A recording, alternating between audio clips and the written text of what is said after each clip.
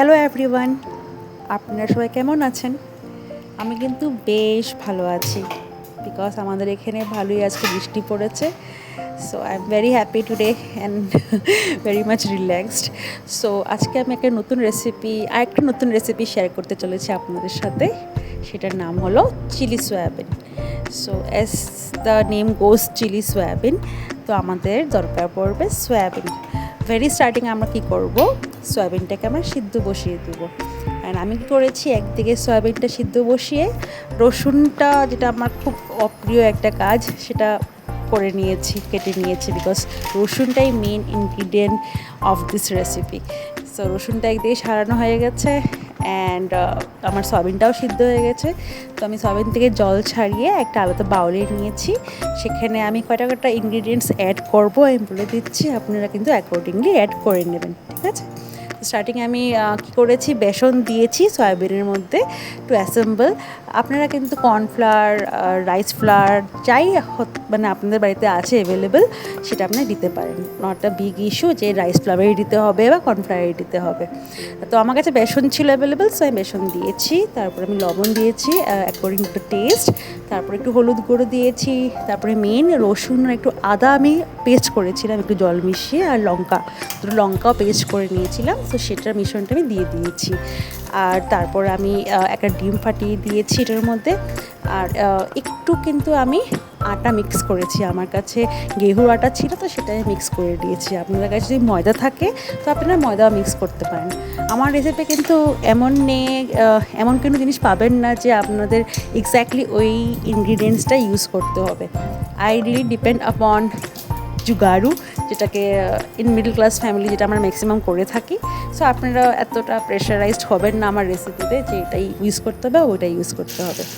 So yes, as I was saying that আপনারা ময়দা বা এনি ফ্লাওয়ার টাইপ আপনি ইউজ করতে পারেন।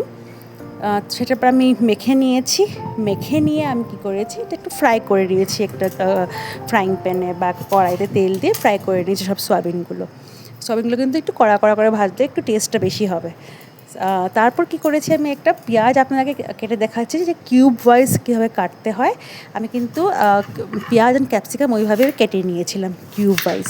তো আপনি দেখতে পাবেন, আমি দেখাবো এখন, দেখতে পাবেন যে আপনারা যে কীভাবে আমি পেঁয়াজটা কেটেছি ওইভাবে কিন্তু আপনি চেষ্টা করবেন পেঁয়াজটা কাটার। And in the same way আপনারা ওই শেপটাতেই কিন্তু ক্যাপসিকামটাও রাখার চেষ্টা করবেন, তাহলে টেস্টটা কিন্তু খুব দারুণ আসে অ্যান্ড লুকসটাও খুব ভালো লাগে দেখতে ডিশটা। অ্যান্ড ইয়েস, তারপরে আমি তেলে কী করেছি, একটা আলাদা কড়াইতে তেল নিয়েছি, তাতে আমি রসুন কটা খোয়া কুচি করে দিয়েছিলাম। তার উপরে আমি দিয়েছিলাম একটা মিশ্রণ, সেই মিশ্রণটার মধ্যে ছিল একটা পেঁয়াজ পেস্ট, একটু আদা, একটু বেশি রসুন, সেটা আমি পেস্ট করে নিয়েছিলাম, আর একটা ছোটো একটা টমেটো পেস্ট করে আমি দিয়ে দিয়েছিলাম।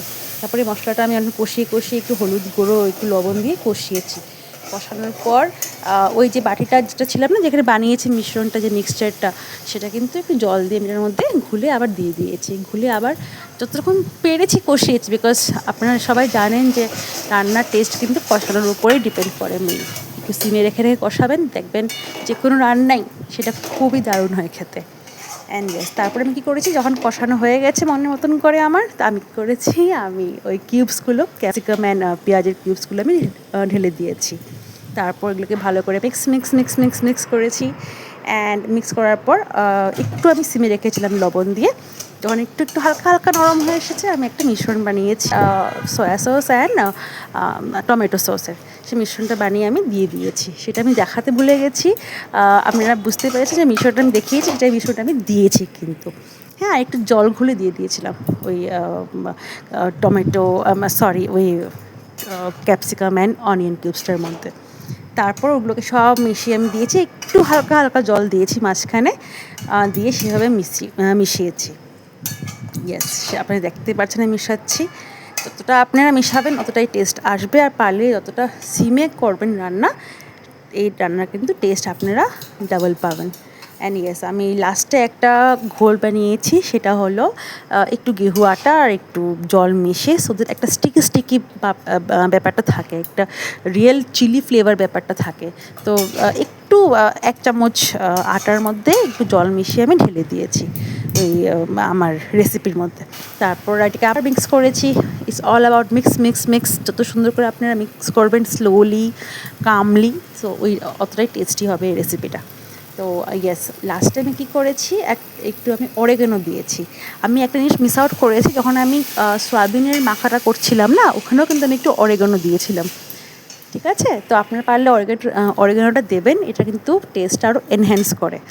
অ্যান্ড এই লাস্ট স্টেপে কিন্তু আমি অরেগানো দিয়েছি, আর লবণ আর একটু চিনি দিয়েছিলাম সেভাবে, সো দ্যাট একটা তার ব্যাপার থাকবে রান্নাটার মধ্যে। অ্যান্ড আমি কিন্তু লঙ্কা কুচিও দিয়েছি, সেটা দেখানো হয়নি। আমি কিন্তু লঙ্কাটা একটু স্লাইড স্লাইড করে কেটে একটু স্টাইলিশভাবে কেটে দিয়েছিলাম। দেখতে কিন্তু খুব দারুণ হয়েছিল ডিশটা, ইনফ্যাক্ট খেতে তো আরও বেশি ভালো হয়েছিল। অ্যান্ড আমার একটা সিস্টেম আছে, আমি কিন্তু রান্না করে হাতে হাতে ডিশ আউট করি না, আমি একটু ঢেকে রেখে দিই। প্রায় হাফ অ্যান আওয়ার মতন ঢেকে রেখে দিয়েছিলাম কড়াইয়ের মধ্যেই, আগুনটা বন্ধ করে। তারপর আমি ডিশ আউট করেছি। তারপর ডিশ আউট করার পর আমি আমার ছেলেকে দেখালাম, একটু টেস্ট করালাম। অ্যান্ড অ্যাজ ইউজুয়াল, ওকে তো টেস্ট না করালে আমার হবে না। এটা আমার লাকি চার্ম, আমার ছেলে সব কিছুতেই আমাকে টেস্ট করে জিজ্ঞেস করেছি। অ্যান্ড ওর খুবই ভালো লেগেছে খেয়ে।